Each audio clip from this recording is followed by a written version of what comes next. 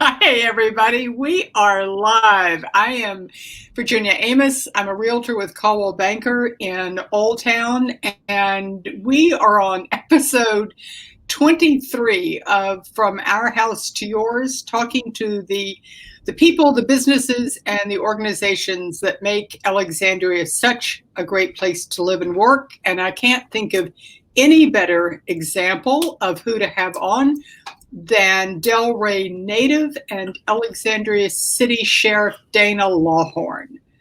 Hi, Dana. Hi, Virginia. Hi, Michael. Hey, Dana. Michael's in the background. We're not supposed to be looking at him. So, Dana, I have to say, and I mean this with no disrespect, but when I think of you first as a neighbor rather than as the sheriff or a law enforcement official. Well, that's because I was a neighbor first, because Delray's my home and I've been there my whole life and never left. So I was always somebody's neighbor my whole life. And being a neighbor was instilled upon me as a very young boy that taking care of your neighbors and was important, and that was something that was instilled upon me by my father and my older brother to some extent. But yeah, that's being a neighbor was important to me, and it was drilled home every day by my dad. That's how my dad was. So I guess I've been your neighbor, and I've lived in Delray 60 years. Well, we've only been here 32. Well, that's close. That's pretty good. That's pretty good. That's pretty good. Well, I think you have definitely carried on the legacy of your father, and I think it brings just a whole different tenor to at least how I think about law enforcement officials, and I think it's great for the neighborhood. It's great for the city. It's local law enforcement at its best. Well, it is important, especially today. It's always been important, but I was with the city police department 27 years and been sheriff 13. So when I was with the PD, I really saw the difference between the police officers who lived here and the police officers who didn't. And I used to actually get ridiculed by my fellow officers about living in the city, and it was like, well, how can you live in a city and where you're a cop? And I go, well, that's where I grew up, and that was my boyhood dream of coming back and serving the city that I grew up in. That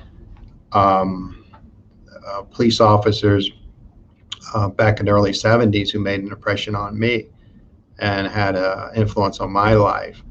And I understood firsthand how important the relationship between the community, especially young people, and police officers, how important that was.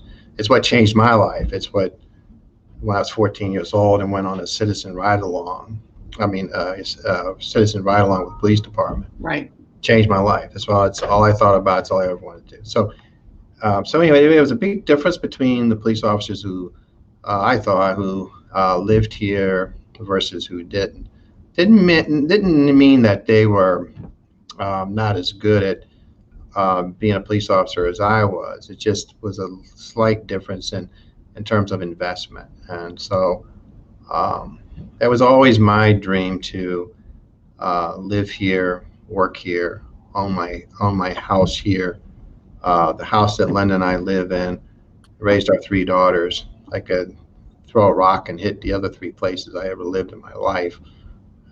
So I look out the back door of our house, I see the house I grew up in, and so yeah, it's been important. It's been important to me, and so that's how I've always seen it. People accuse me of watching too much Andy Griffith, and it's probably true. every night from 8 to 9 on MeTV. Uh, but if you look at sort of the fundamental things that you learn as a young kid watching that show are still alive and true today. And I think that's perfectly okay. I Uh, think we could all use a little bit more of that. yes, yes. So people always ask me, who are you, Andy Griffith or Don Knotts?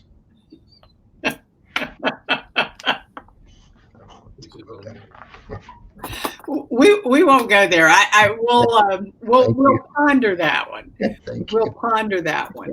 Thank you. So now has got to be an interesting time to be a law enforcement officer for lots of different reasons. And I wanted to talk a little bit because I don't know particularly people, say, who have only recently moved to Alexandria. What exactly the sheriff's department does and what you are responsible for. And I guess my question, a couple of questions. How many sheriffs are there in the United States?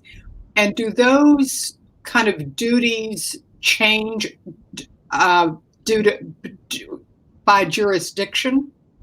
Yeah, so in the United States, I don't know, but in the state of Virginia, there are 123 elected sheriffs. Okay. So here's the easiest answer I can give you: the difference between sheriff and police. In Alexandria, you have a police department, obviously, and a sheriff's office. So by Virginia law, that's why they refer to us as constitutional officers. By Virginia law, the Virginia law is you shall elect a sheriff every 4 years, and the sheriff shall do X, Y, and Z. X being police the town, Y, I always just say A, B, C. A, police the town, B, run the city jail, and C, protect the courthouse and a few other things. Okay. So, but then the General Assembly over the years said, well, if you want to appoint your own police force, you can. So if you appoint a police force, they police the town, and then the sheriff is left with B and C, the city jail and the courthouse, quite a few other things. But anyway, that's essentially so. In the state of Virginia, you elect 123 sheriffs. 84 of them are full service, which means they do everything. Go to Loudoun County. In Loudoun County, Sheriff Chapman polices the county, runs this county jail, and he runs the county courthouse. So he does everything. Call 911, they dispatch a Loudoun County sheriff to the call. But in Alexandria, it's the police respond to police matters, and so in Northern Virginia, Arlington, Fairfax, and Alexandria are set up just like Alexandria. Go to the Richmond area, same thing. Tidewater, same thing. Get outside those areas, the sheriff does everything. Okay. Nationwide, I'm not sure how many elected sheriffs there are. 3,000.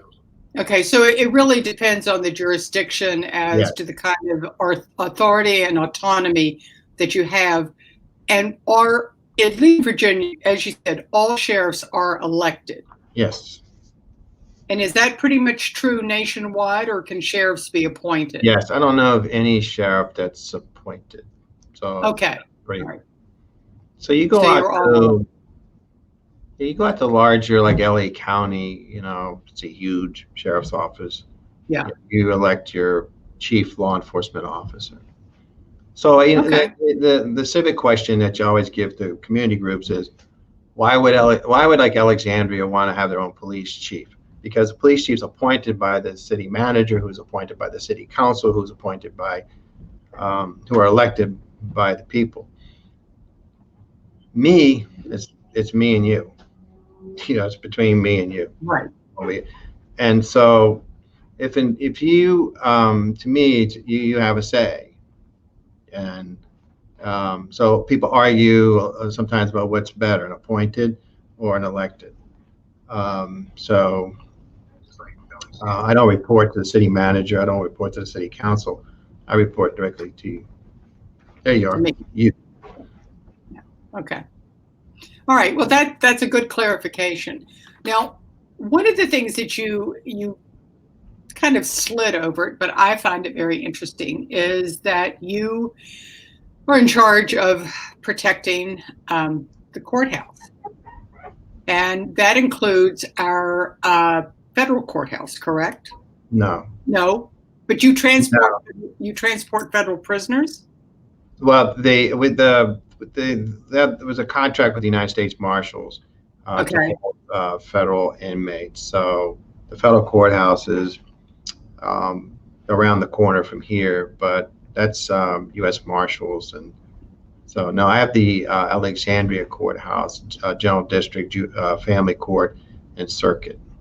Okay, but you have still had some high-profile people in your jail. Yeah. So the U.S. Marshals. The thing that people don't understand about the marshals is they're responsible for anybody in federal custody. So when the FBI arrests somebody or whatever, they're in federal custody. So they're in custody of the marshal, and then but the marshals don't have any type of detention centers. Right. They have contracts with sheriffs or regional jails all over the country. So they're not in the corrections business, if you will. So once somebody is sentenced, they would leave here and go to Bureau of Prisons. So the federal government is in the BOP business, but not in the holding somebody for pretrial. So in pretrial, we've had quite a few. Last summer, all at once, we wound up with Paul Manafort, Maria Butina, the Russian spy, and Chelsea Manning, I think, came at the same time, and El Chapo's number 2 guy. Oh my goodness, I didn't know that. Yes. So so yeah, all at once, everybody kind of showed up at the same time, and it was challenging because we're constantly in the eye of the news media. A lot of people believe or think that, we somehow or another would be in cahoots with the federal prosecutors about how we treat people, but we treat everybody the same. We call, what I like to call, is really a no judgment zone. The detention center is really a no judgment zone. We don't judge people for what they did or their crime. And it's just, we treat everybody the same, with dignity and respect and fairness and humanity and compassion, and that's how we treat everyone. So I would not treat anybody any differently. But so Manafort and Maria Butina were rather interesting. A lot of international interest in them. We were always on CNN. Go home at night and watch CNN, and there was some thing going across the bottom of the screen that somebody said I did something. I was like, oh Lord, who would think that I would? I mean, come on. But so a lot of interest in those, and it's pressure on us to handle those media inquiries and make sure that people understand that we're treating people, like I said, with fairness and respect, and so nobody's, we're not. It's just not something we do, and we don't treat people in a manner which sometimes gets reported in the press. But my daughter's making notes on this thing. I'm not quite sure how she can do that, but well, because I let her, she thinks your haircut looks great. You know why? Because her husband. Her husband's the one that did it. What I tell you earlier, I told him he could marry my daughter, but I told him he couldn't cut my hair. He did it anyway. But these are desperate times, Dana. These are desperate times. That's how desperate I was. I let him cut it. So she went away. Where'd she go? I hid the comment so that somebody else can come on and say something to us. Well, speaking of that, because I know you're generous with sharing the spotlight. We were talking a little bit about the in general, how difficult, as Mike Brown says, they don't teach pandemic in police academy, and how challenging it has been for law enforcement to to continue to do their jobs, to stay healthy, and in your case, to protect those people that do find themselves in your jail. So do you want to talk a little bit about that? Yeah, we knock on wood, we haven't had one case yet. So Great. the detention center, and but the result of that is the work of a lot of talented, dedicated people at the sheriff's office. I would give myself credit for one thing, and that was I didn't wait. I Yeah. I just didn't wait. I was talking to former chief, retired Chief David Baker, who's been working at Goodwin House, and Yep. I was sort of like adopting the same model. And so early on, we just put in place a lot of measures. We just didn't wait. When it showed up on the East Coast, we just started scaling back and started meeting almost on a daily basis. The executive staff did, and we were trying to deal with things in real time. Mm-hmm. And so the first thing we did was we started eliminating access to the detention center, which then led to attorneys, no access for attorneys, which then meant that we had to reinvent ourselves and double up everything because of the local court and the federal court. Now, our involvement with the federal court is because we have federal inmates. We have to figure out ways for attorneys to communicate with them as well, and then in the courts. So all that technology fell into the hands, and the protocols, the arrest protocols, changing those protocols. It was not business as usual. We really had to restructure everything that we did. So I felt like I sounded the alarm early. We started doing things that nobody else was thinking about. They were still going, gee, you can do that? And I'm like, well, taking people's temperature? I don't know. Why not? But we worked very closely with our courts, public defender's office on the federal and local side. I could talk till tomorrow about how great they were in terms of their cooperation. So all the judges, the attorneys, everybody was just so, the spirit of cooperation was just great. I just really couldn't have asked for a better situation, but I think it had a lot to do with their confidence in us that we were trying to do the right thing and make sure that they could still do their job, that we could still make sure the due process was met. And we did that. And but I give all the credit to this guy over here, Captain Sean Casey, who was responsible for overseeing our COVID response. Hi, Sean. So I'm going to let him sit on I'm 6 feet apart right now. So now you can sit in the chair, and then when you want me back, Virginia, just call for me, and I'll be glad to go. Okay. All right. We don't have a real high-tech situation here in the sheriff's office, so we're changing chairs, but that's okay. Hey, Sean Casey, how are you? Hi, Virginia. How are you? Good. It's interesting that Dana just mentioned that he had talked to David Baker at Goodwin House early on, because Goodwin House has also not had any cases of the virus. Yes, and I think that what the sheriff said is that we acted early, and the sheriff does get a lot of credit for that. When we came in, we started talking about it, hearing about it more. The sheriff said, "That's it. We have to shut things down. We have to start doing things differently." And that's, like he said, we got in the room. He made myself assistant incident commander for the COVID-19 pandemic. Chief Robin Nichols was the incident commander. And like you said, we just spent every day in the conference room trying to stay 6 feet apart, wearing masks, trying to stay healthy on our end, but also too thinking about all the different things we could do to help limit the exposure to our inmate population and our staff.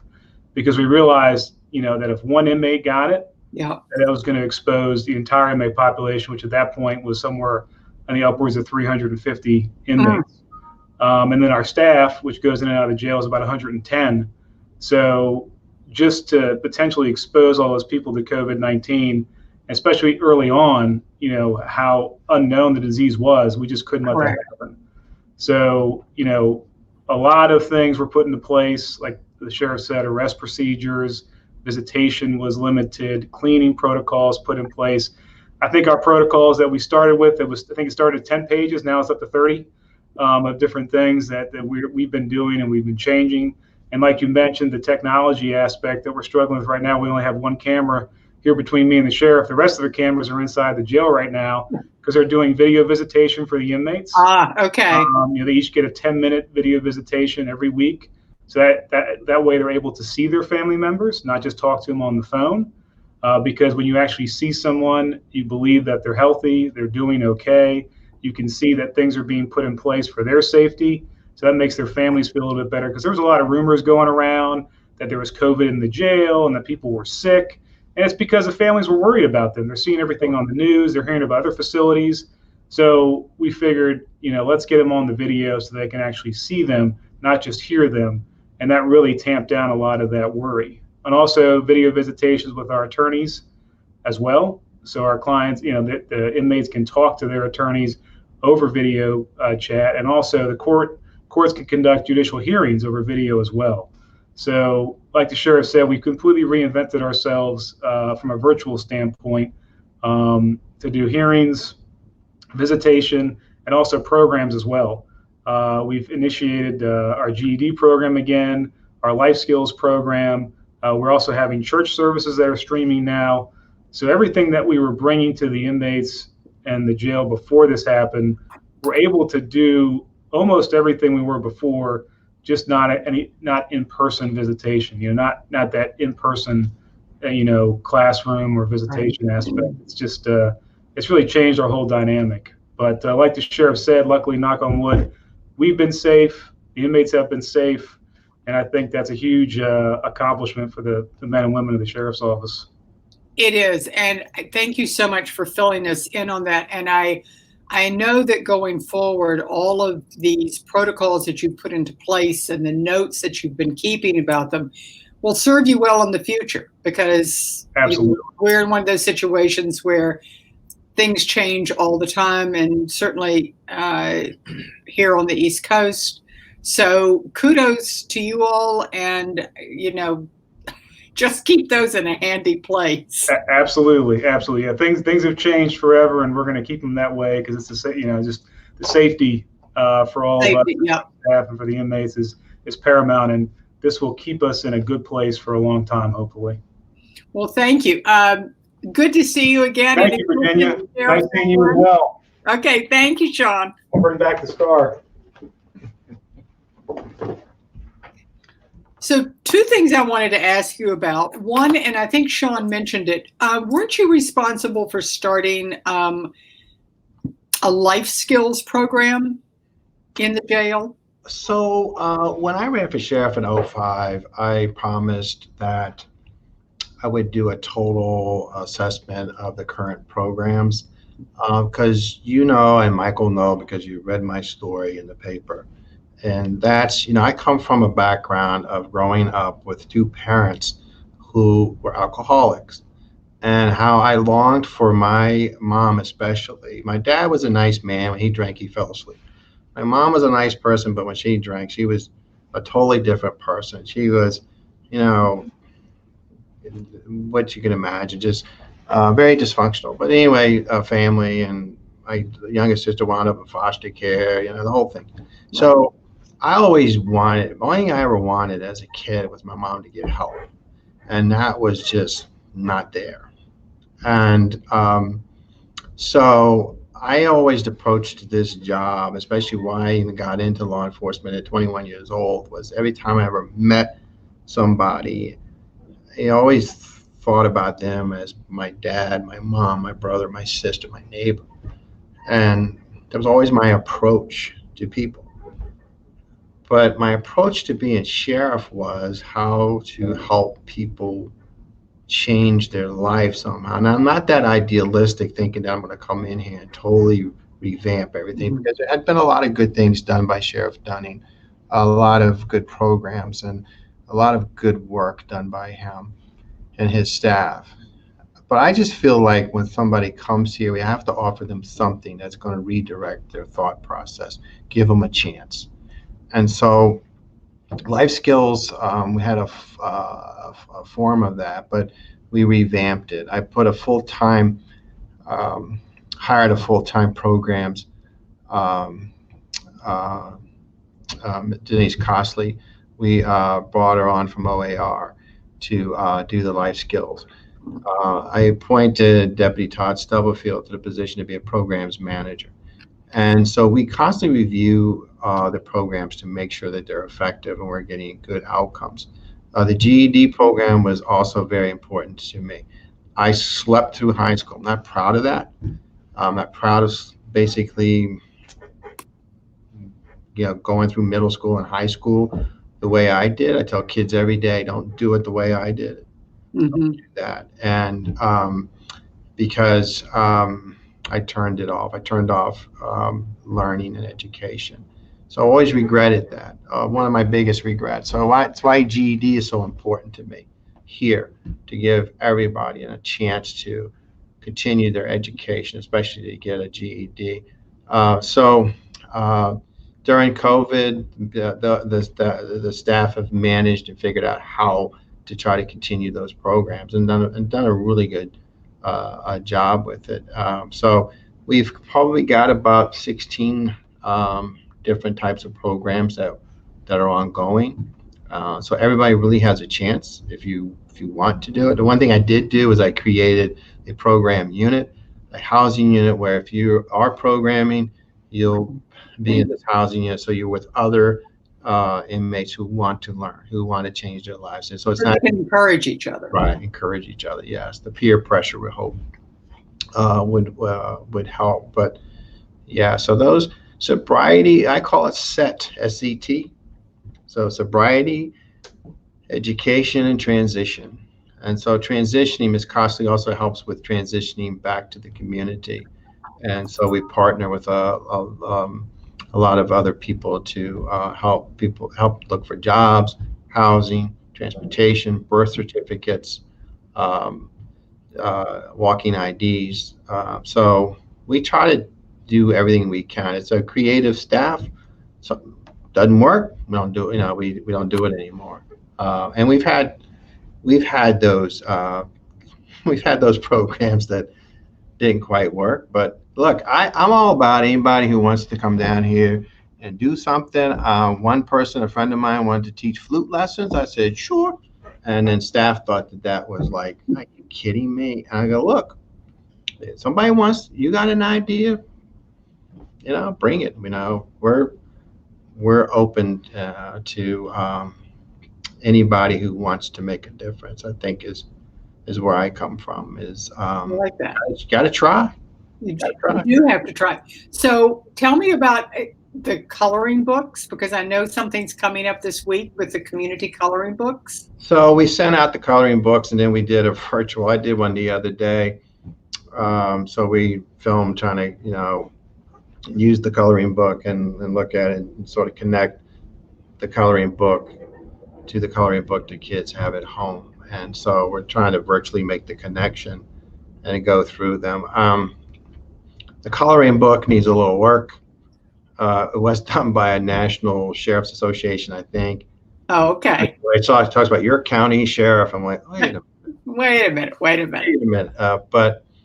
But nonetheless, it's to make a connection. It's been very hard because, outreach is important to me. Community outreach is important to me, always has been, because, again, of my background, if not for the intervention of of police officers in 1972, I don't know where I'd be. But it worked for me. I still believe it can work for others. That's why we promote that all the time with our staff, to go out and they always have an opportunity to work with the community, engage the community, and be a part of the community. It's important. So we're always just trying to figure out ways. We've read books to kids. It's online. But it's been tough. It's been really tough to make that connection because of the COVID. I bet. And it's And when you have a mask on, it's just another layer of Yes, disconnect. and very impersonal. Very impersonal. So But whenever I take mine off, somebody always yells at me. So I have to say though that you and all the wonderful people who work for you, you show up, and whether it's art on the avenue or it's a softball game, it's a pie eating contest, you all are there. And I think the level of comfort, particularly people in Delray, but the level of comfort with having you all present, is really something special. It's a good feeling. It's a real community feeling. well, I appreciate that because it's important. Uh, the When I was an Alexandria police officer, I was a detective 19 years. I investigated crimes committed against children. In case anybody want to know what I did, but I would moonlight on Friday nights because the police department was paying overtime to put on a uniform and walk up and down Mount Vernon Avenue. And I was out there walking on that avenue when nobody else was. And I saw all the false starts by Gail and Nancy Dunning tried really hard, and others. Pat, I know I'm gonna get in trouble. I start naming names, Virginia, but anyway, all my friends in Delray, All they, those people we love. all my friends, including you, Mike. I still see you over. But they believed in the Avenue, and as did I, and so.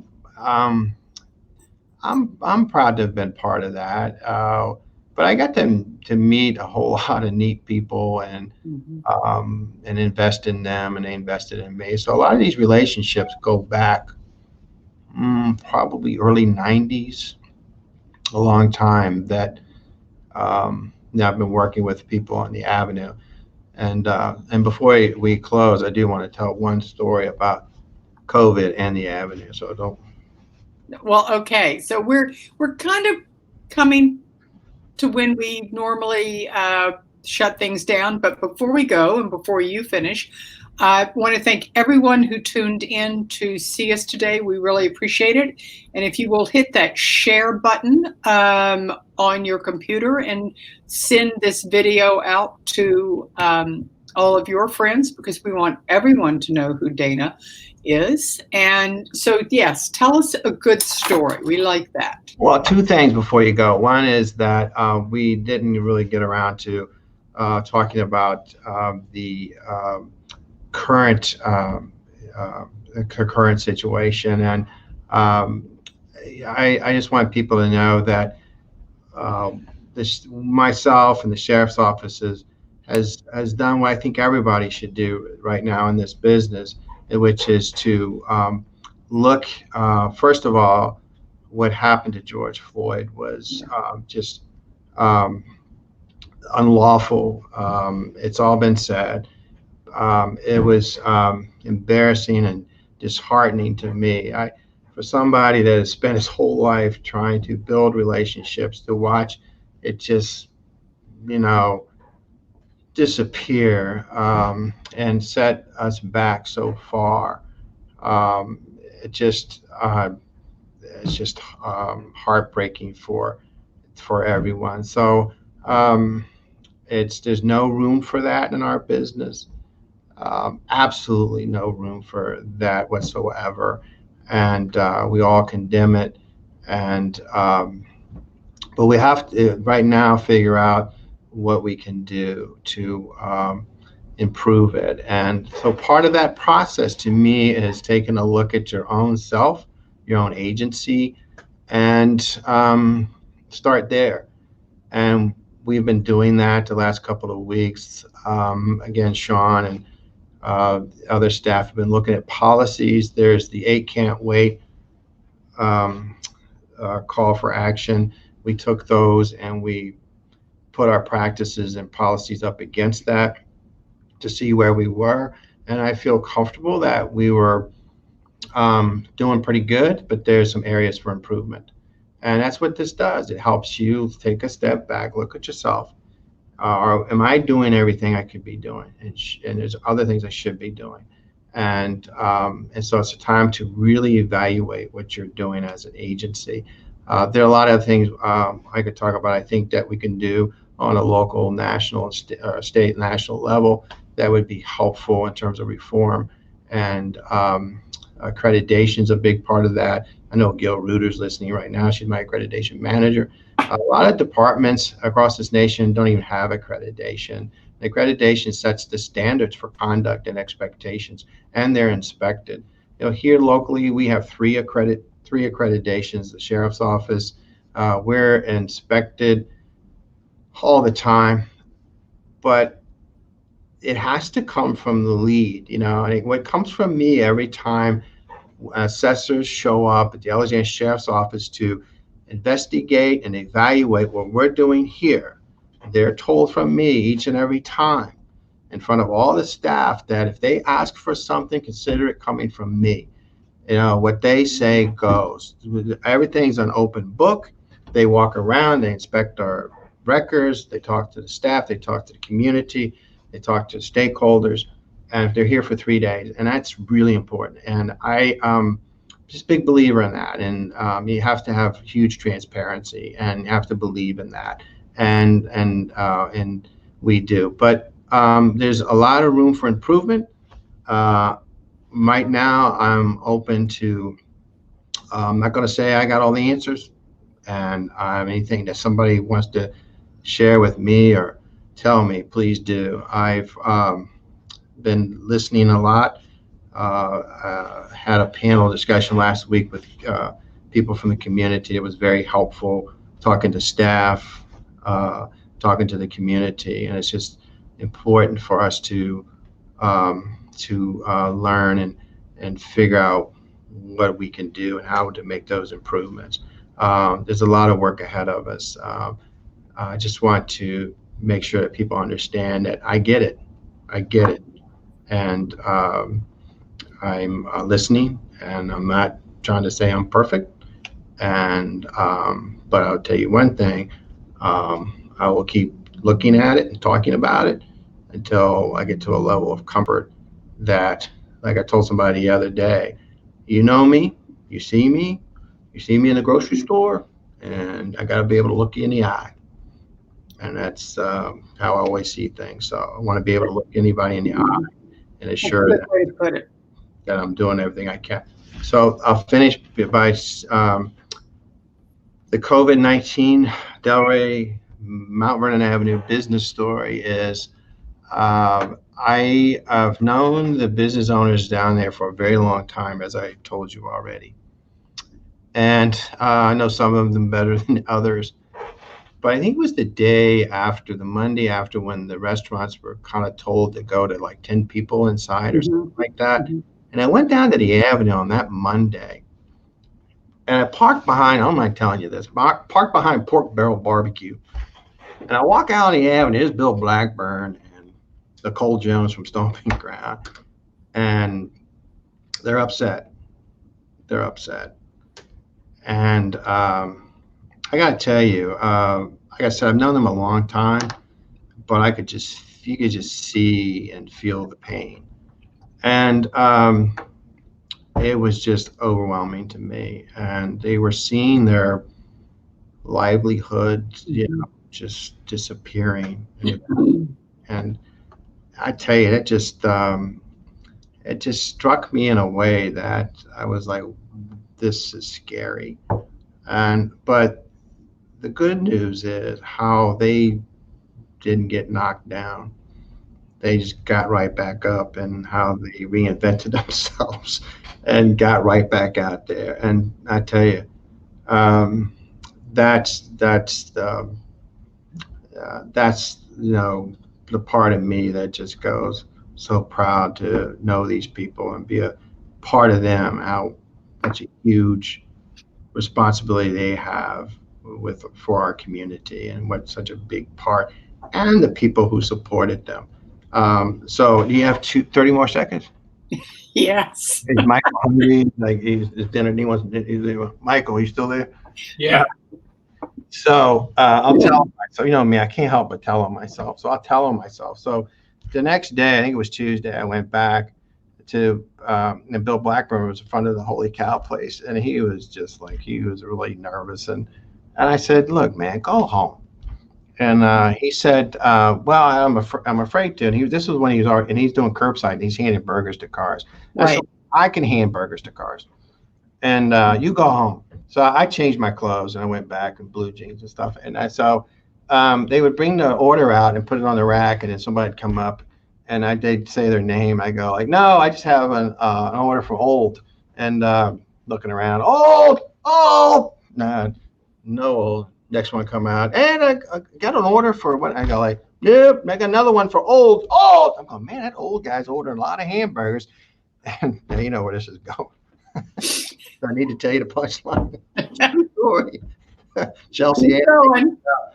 Oh, that stands for online delivery. Okay. Yeah, I do that. I don't know. I was pretty bad at it. All I can tell you is I better stick to being sheriff. Well, I think that the citizens of Alexandria would support you in that. And I tell you what, I'm really interested in what you see going forward and some of the ideas you have. So let's bring you back another day and delve into that, because that's a going forward conversation. Sure. Yes. That's about making a difference conversation. Yes, much needed conversation. Much needed conversation that I know people will want to hear about. Just like you said that you came forward and publicly took a stand about what happened to George Floyd. A friend of mine that I went to college with, who is the sheriff in Baldwin County, Georgia, which is lower to mid-state, not an easy place. And he came out too and made a statement. And he said something that that really resonated with me. And when you were talking about how you treat your prisoners in the jail, it was the same kind of thing. He said, once the handcuffs are on, that person then comes under the protection and care of the law enforcement officer. Yes. And that protection and care was so violated in what we know about Mr. Floyd. But you embody that, and you embody it once the handcuffs are on, but they're still in your protection and safe custody in your jail. And I think that's just so important for us to recognize and to talk about further. So I'm going to be back in touch, and we are going to have you back on, and we will talk about those things. Sure, absolutely. But please keep in mind, we can't do it by ourselves. No, absolutely not. We need to hear from everybody, and so I appreciate your involvement and Michael's. And look, you talk about me. Look, you two are everywhere. You're just as involved as I am. So don't be so modest. But you're very involved, and that's how I met you. That's right. I'm sure we were doing something on the avenue. We were. I think Michael was delivering my 49th year runner-up Halloween house decoration sign. Yeah, listen to him. Yeah.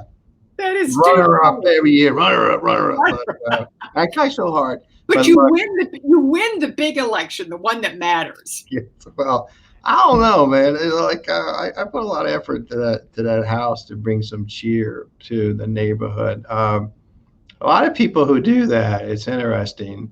Especially houses that really do it up. And Hume Avenue is one. Sharon, she does it for the kids. She does, yeah. Gets so much joy. But Virginia, thank you so much. Michael, thank you. Thank you for keeping us. It's things like these that are important. We need to keep doing them. People need to hear from us, and we need to be held accountable. And I'm all for that, and I welcome that. And anything that I can do to help with that. But so thank you so much. Thank you, Dana, and thanks, Sean. And we will be back with you. Thank you, everybody, for tuning in. This has been just a fabulous interview, and I so much look forward to your responses. So, Dana, we'll see you around town. All right, thank you. My okay, thanks. If I mention Mallory's name, so I won't hear the end. My Mallory. Number 3.